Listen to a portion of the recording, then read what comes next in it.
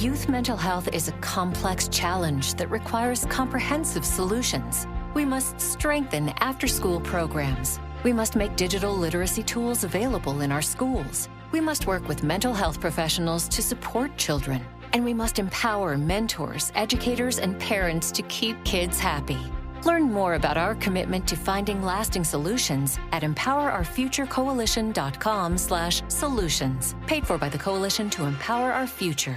You open the fridge, there's nothing there. So what's it gonna be? Greasy pizza? Sad drive-thru burgers? Dish by Blue Apron is for nights like that. These are the pre-made meals of your dreams. At least 20 grams of protein, no artificial flavors or colors, no chopping, no cleanup, no guilt. Keep the flavor. Ditch the subscription. Get 20% off your first 2 orders with code APRON20. Terms and conditions apply. Visit blueapron.com/terms for more. Amazon One Medical presents Painful Thoughts. Do they ever actually clean the ball pit at these kids' play gyms? Or is my kid just swimming in a vat of bacteria, catching whatever cootie of the day is breeding in there? A cootie that'll probably take down our whole family. Luckily, with Amazon One Medical 24/7 virtual care, you can get checked out for whatever ball pititis you've contracted. Amazon One Medical. Healthcare just got less painful.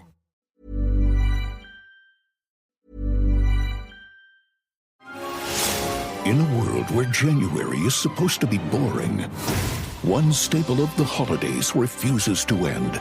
The great deals at Verizon. The joy just keeps on coming.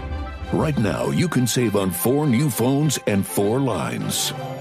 Critics agree it's the deal that keeps on giving. Come into Verizon and save on 4 new phones and 4 lines on unlimited welcome. Additional terms apply. See Verizon.com for details. Youth mental health is a complex challenge that requires comprehensive solutions. We must strengthen after-school programs. We must make digital literacy tools available in our schools. We must work with mental health professionals to support children. And we must empower mentors, educators, and parents to keep kids happy. Learn more about our commitment to finding lasting solutions at empowerourfuturecoalition.com/solutions. Paid for by the Coalition to Empower Our Future.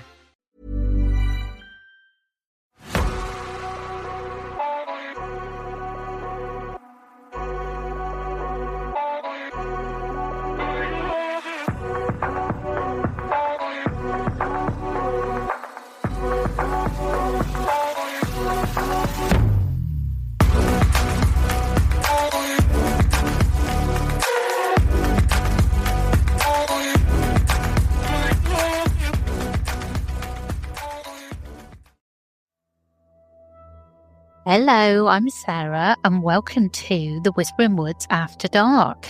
So this is the second part of our Tokoloshe story. I did think it was going to be longer, but I think it's actually ended up about the same length. So in this episode, I'm just going over some more of the stories where people believe that a Tokoloshe has been involved with whatever is going on. I'll get straight into it. Are you ready for the story? In earlier times, the Tokoloshe was a mischievous trickster, or a convenient explanation for sudden deaths. In more recent decades, the Tokoloshe has increasingly been linked to sexual violence and social stress in South Africa. It's not hard to see why. The creature is often described as lecherous and male, attacking women and children in their beds. In a society grappling with high rates of sexual assault, the Tokoloshe has become a fake agent to talk about these horrors indirectly. There have been reports of assault victims unable or unwilling to name a human culprit, who claim a Tokoloshe raped them, a statement that allows them to seek help from traditional healers or authorities without pointing a finger at a likely suspect. One example of this came in the early 1990s. doctors in KwaZulu-Natal reported treating several young girls who had numerous sewing needles embedded in their flesh, a form of abuse almost too cruel to imagine. The mothers of these children all swore that a Tokoloshe was responsible for the injuries. Of course, a small goblin likely wasn't sneaking around with a pincushion. The doctors suspected that caregivers or relatives were secretly abusing the children. But by invoking the Tokoloshe, these mothers may have felt they could get medical help without directly accusing, say, a family member or neighbour of torturing the kids. Within their community, naming a human abuser could cause backlash or ostracism, but everyone could unite against an evil Tokoloshe. On the flip side, some wrongdoers have also tried to excuse their actions by claiming the Tokoloshe made me do it. We saw this with Somi and the 1933 case, but it still happens today. In 2001, a South African man named Sipho Khumalo, ironically a self-professed Inyanga herbal healer, murdered a baby, insisting that the infant was not human but a Tokoloshe in disguise. He told the court he alone had the magical sight to detect this evil spirit masquerading as a child, and that he had effectively destroyed the Tokoloshe. The judge flatly rejected this explanation, and Khumalo was convicted of murder. South African courts today are far less inclined to show leniency for Tokoloshe claims than colonial authorities might have been. The recent South African horror film, The Tokoloshe 2018, uses the creature as a metaphor for the trauma of sexual abuse, the monster that haunts a young woman's past and present. The director, Jerome Pickwain, explicitly stated he wanted the Tokoloshe to personify the violent patriarchy oppressing his female characters. This cinematic take aligns with the broader interpretation of the Tokoloshe as a symbol of unchecked malevolence, especially male sexual aggression, and the lingering scars of societal violence. Despite academic analysis, the Tokoloshe resists any single explanation. It remains at its core an embodiment of fear. Fear of the dark, fear of betrayal, fear of violence. As one person put it, like the bogeyman, the malicious Tokoloshe feeds off the most frightening fears we have lurking in the night. It's a shapeshifter, not just in form but in meaning. As society's worries change, so does the Tokoloshe's role. Even today, tales of the Tokoloshe continue to surface, proving that the creature is very much alive. On a bright afternoon in November 2013, in a township called Tokomsrus near Randfontein, 7-year-old Gabriel Botha was playing with his mother's mobile phone. What happened next could be ripped from an urban legend. The boy later claimed he heard disembodied voices telling him to start taking photos. Little Gabriel wandered into the yard, camera in hand. He was snapping pictures of flowers when he noticed a small figure lurking by the corner of his house. He managed to take a single photo, and then terror overwhelmed him. The mysterious creature had a dark furry head with a pink face and pig-like ears, Gabriel recalled. In the grainy image he captured, you can just make out a blurry shape that indeed resembles a tiny humanoid with a piggish face. The child ran inside, showing his mother the photo and crying that he'd seen a Tokoloshe. By nightfall, word had spread and the entire neighbourhood was in uproar. Neighbours prayed fervently and would not venture out after dark. Was it a Tokoloshe, or as some elders muttered, perhaps the spirit of the devil himself? Local paranormal investigators who examined the photo noted the creature's distinct pinkish face, which was odd.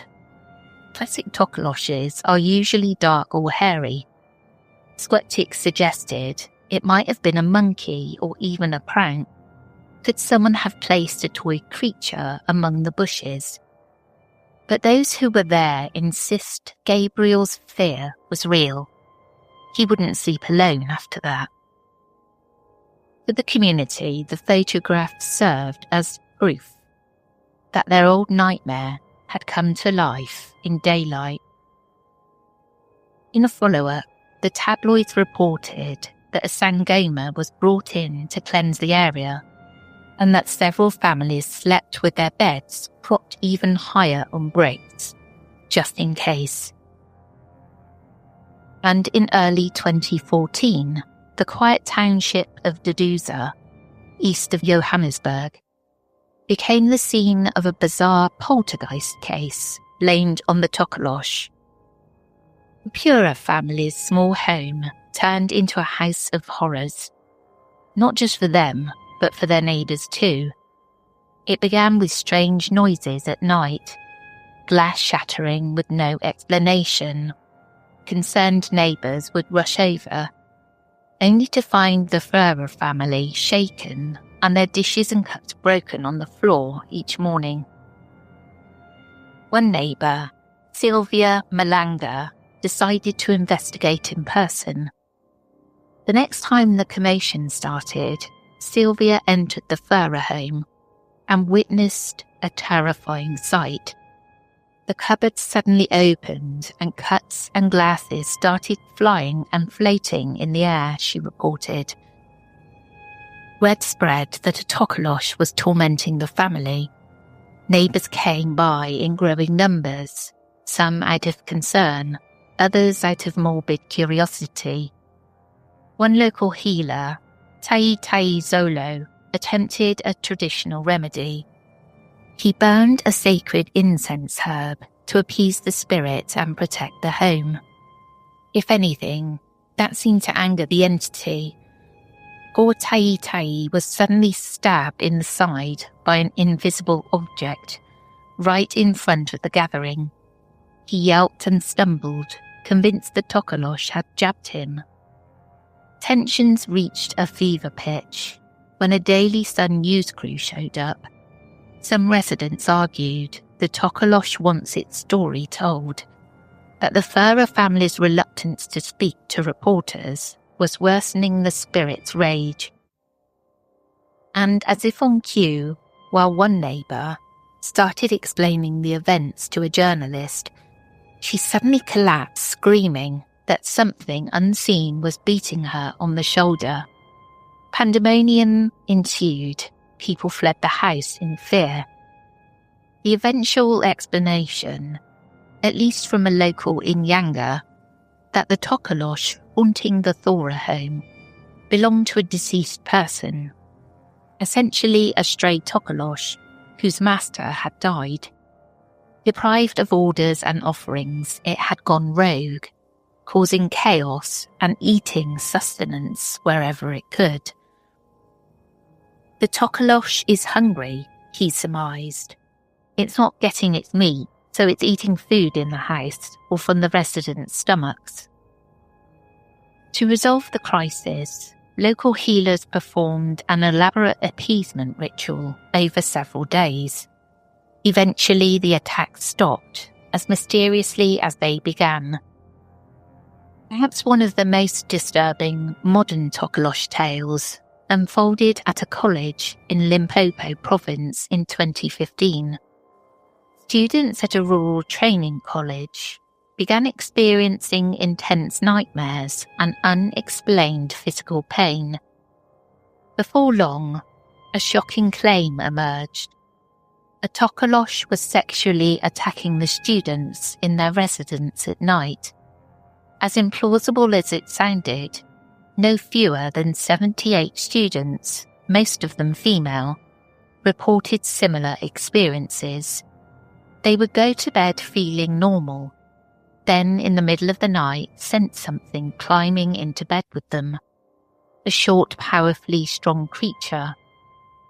Many said they felt paralysed and strangely euphoric, like you're on cloud nine, one student described, during the assault, only to wake up sore, bruised and traumatised. Several of the young women even claimed they had been virgins before these incidents and had lost their virginity to the Tokoloshe. When the story broke, media dubbed it the Tokoloshe, with the giant, 4 to 5 inches, being local slang for male genitalia.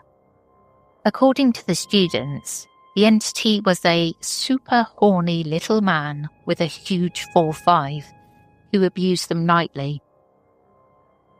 The college dormitory turned into a house of dread. Many girls refused to sleep there, and some families withdrew their daughters from the school entirely. A team of pastors and traditional healers was brought in to pray and cleanse the dorm, while the sceptical college authorities searched for a more earthly culprit. Was there a human predator at work, perhaps abusing the girls under cover of a shared delusion? Investigations found no normal explanation. There was no intruder, no group hysteria. In the end, authorities could only attribute it to unknown forces and took measures to spiritually fortify the campus. This case highlights how real the Tokoloshe's threat remains to those who believe. The pain and fear of the students was genuine, whatever the cause. Some theorised it was a case of mass hysteria, triggered by one initial trauma. Others pointed to the power of suggestion in a close-knit community. Yet others did not rule out the supernatural. Limpopo has many deep rural areas where belief in witchcraft is strong. And if ever there was a place a Tokoloshe might stalk, it'd be among those who truly fear it. The Tokoloshe legend is not confined to South Africa. Across the border, in Botswana, people speak of the Tokoloshe with the same dread. A tragic incident in the village of Kwi in Botswana's central district brought this home. One evening, as a group of young children walked home at dusk, they suddenly scattered in panic. Later, the children told their parents that a small, dark, short man had appeared out of nowhere and started chasing them. In the chaos of fleeing, a 7-year-old boy named Bawone collapsed. By the time help arrived, little Bawone was dead, apparently from fright. His friends insisted he had been running from a Tokoloshe when he fell. Little Bawone dies running from the short terror in the dark, one headline cried, and the village of Kwi descended into fear. Parents kept their kids indoors after sunset. Some villagers armed themselves with sticks and waited by the path at twilight, determined to catch the demon that had scared a child to death. Local authorities, while urging calm, increased patrols, perhaps more to reassure the community than to actually nab a goblin. In cases like this, skeptics might suggest the child unfortunately suffered a medical issue, a heart defect or an asthma attack, triggered by panic while running. But to the people of Kwi, the Tokoloshe was unquestionably real and lethal. traditional leaders held a nighttime bonfire ceremony to ward off evil spirits, and a renowned healer was invited to perform purification of the area where Baon fell. After that, sightings stopped and life slowly returned to normal. But the story of the Tokoloshe that struck Kui is a reminder that one can literally be scared to death by this folkloric fiend. Through migration and cultural exchange, Tokoloshe tales have travelled beyond the villages, into big cities and even overseas. In Zimbabwe, for instance, belief in Tokoloshes spans both the Shona and Ndebele cultures, the latter having common roots with Zulu. An intriguing case from Bulawayo, Zimbabwe's second largest city, shows that it's not only rural villagers who take the Tokoloshe seriously. In 1999, a woman living in the suburban neighbourhood of Bradfield became convinced that a Tokoloshe was tormenting her family. Unusually, this woman was of Portuguese descent, not a native African, yet she had grown up in Zimbabwe and knew the law. She believed that her neighbour's maid had summoned a Tokoloshe against her, perhaps due to an interpersonal grudge. The disturbances in her home, unexplained noises, sudden illnesses, were, to her mind, clearly the work of this invisible intruder. In desperation, she hired an Inyanga to perform an exorcism and cleanse the house. Neighbours watched as prayers were chanted and charms buried at the corners of the property. Reportedly, the activity stopped after the ritual. This story circulated in local papers and drew fascination precisely because the afflicted family was not traditionally superstitious. Similar accounts have popped up in diaspora communities abroad. South Africans living in the UK or USA sometimes share tongue-in-cheek anecdotes of bringing the Tokoloshe with them. One humorous blog quipped that even Australia has Tokoloshes too. They've just followed the expats. These are often metaphorical usages, comparing internet trolls or nasty neighbours to Tokoloshes, for example. But every so often, a more literal story emerges. There is talk among some expat circles of hauntings attributed to Tokoloshes. A strange scratching under the bed in a London flat after receiving a package from home, or a Cape Town family in Toronto who called a sangoma over Skype to bless their new house because something was knocking at night. Back in South Africa, Tokoloshe headlines remain tabloid favourites. The Daily Sun, the country's largest daily newspaper, known for sensational paranormal reporting, regularly runs stories on goblin sightings.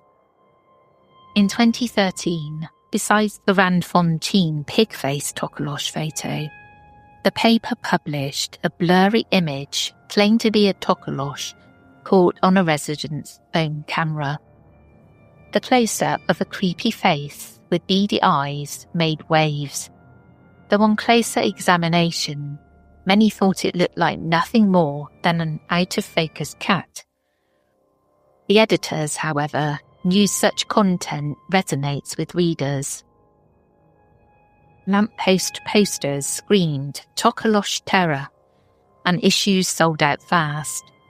In one memorable piece, the Daily Sun reported that a Tokoloshe was stalking white residents, lunga or white person in slang. Flipping the usual script and prompting tongue-in-cheek commentary about whether the creature was now an equal opportunity haunter. In the words of a modern paranormal researcher reflecting on South African ghost lore, ghost, fairy or Tokoloshe, all possible, culprits have an allegorical significance. They remind us that some fears are so deeply rooted, we give them names and forms to make sense of them.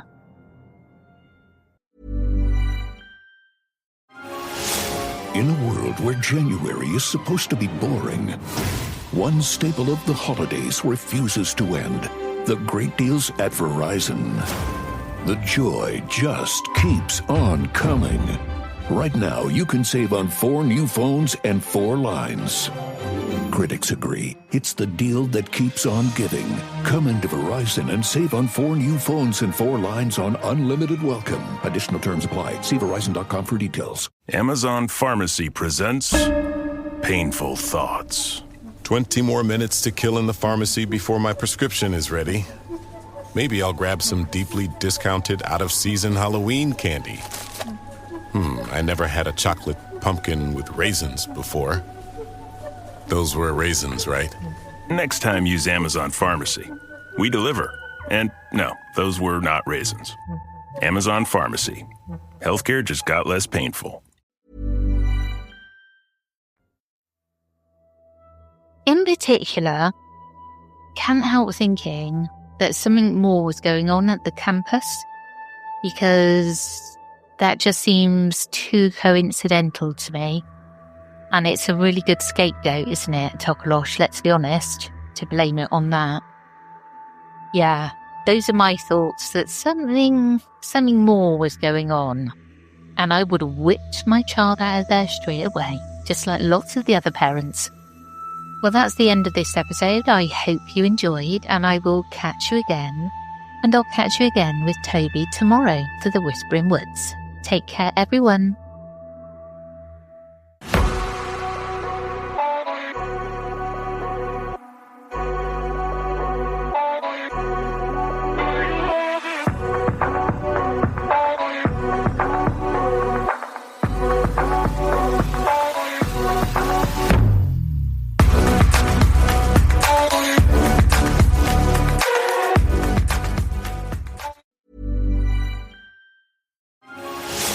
In a world where January is supposed to be boring, one staple of the holidays refuses to end. The great deals at Verizon. The joy just keeps on coming. Right now, you can save on 4 new phones and 4 lines. Critics agree, it's the deal that keeps on giving. Come into Verizon and save on 4 new phones and 4 lines on unlimited welcome. Additional terms apply. See Verizon.com for details. Youth mental health is a complex challenge that requires comprehensive solutions. We must strengthen after-school programs. We must make digital literacy tools available in our schools. We must work with mental health professionals to support children. And we must empower mentors, educators, and parents to keep kids happy. Learn more about our commitment to finding lasting solutions at empowerourfuturecoalition.com/solutions. Paid for by the Coalition to Empower Our Future. From walking barefoot in the snow to hiking for miles for a view, it feels good to connect with our simpler side. Simplifying your wellness with Kachava's all-in-one nutrition shake feels good too. With 25 grams of protein, 6 grams of fiber, greens, adaptogens, and more. No fillers, no nonsense, just the highest quality ingredients. New customers get $20 off an order of 2 bags or more now through January 31st when they go to Kachava, KACHAVA.com, and use code FITNESS. The stories told on the Whispering Woods are inspired by historical records, witness reports, and local folklore. While every effort is made to research and represent events accurately, some details, names, and locations may differ from official accounts or have been changed out of respect for those involved. These episodes are created for storytelling and entertainment purposes and should not be considered definitive fact or investigative journalism.